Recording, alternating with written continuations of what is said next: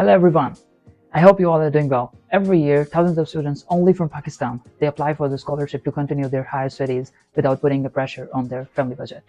Applying for the scholarship comprises of several steps. All these steps are not so difficult but yet a little bit trickier. The first and the foremost important step is to choice of right university, choice of right major, and the method to apply for acceptance letter to the professor. I am Umar Hayat, a PhD scholar at Beijing Forestry University, and today I will share my experience that how you can choose a right university, right major, and how you can approach to the professor for the acceptance letter. So let's get started. So the very first step is the choice of your university, which basically depends upon your previous study. So let me give you the example that I did my bachelor's degree in agriculture, and my major was forestry. So for the initial 2 years, I studied the agriculture related subjects. Then in third and the fourth year, I studied the forestry related subject. So the title of my bachelor's degree was the BSc honors in agriculture sciences, but my major was forestry. This point is very important because most of the students, they just wanted to hand the scholarship without keeping this point in their mind that once they got admission in a university in another major which is not related to their field, they face a lot of difficulties while doing their research studies. So this is very important.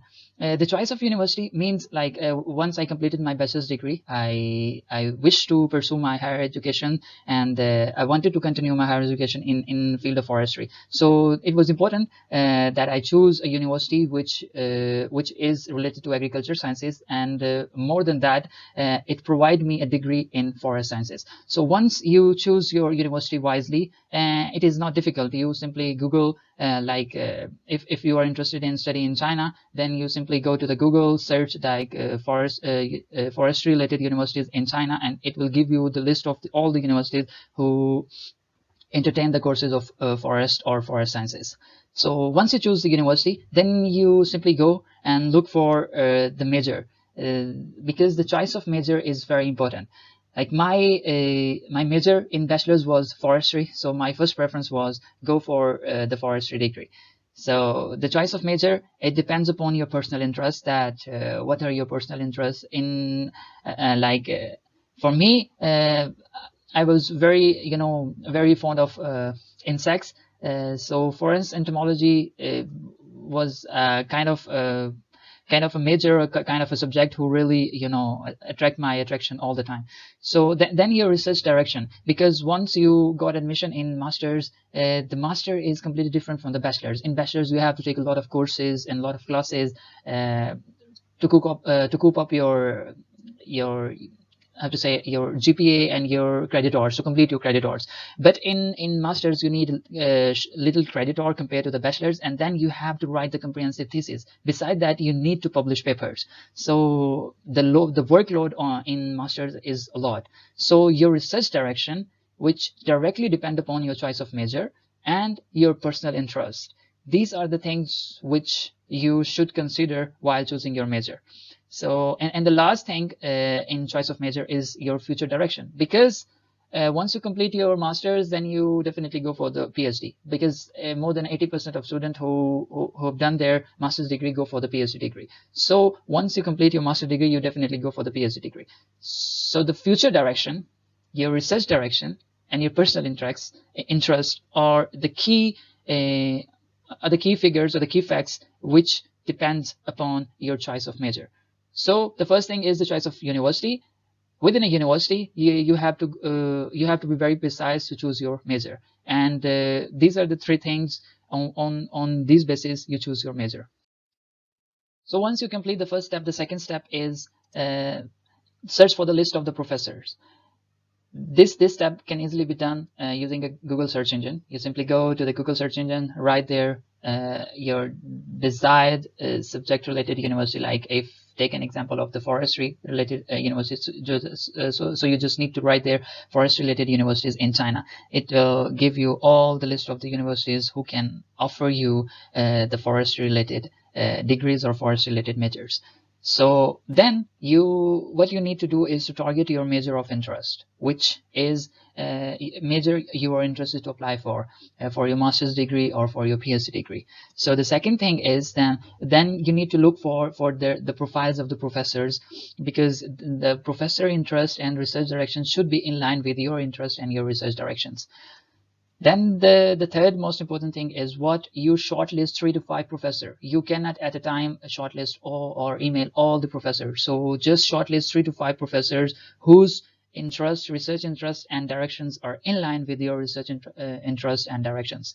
So once you do all this step, then what you need to do is to copy all the emails of the shortlisted professors. Okay, after first and second step, the third step is the important step, because in this step you have to write an email to the professor for getting the acceptance letter.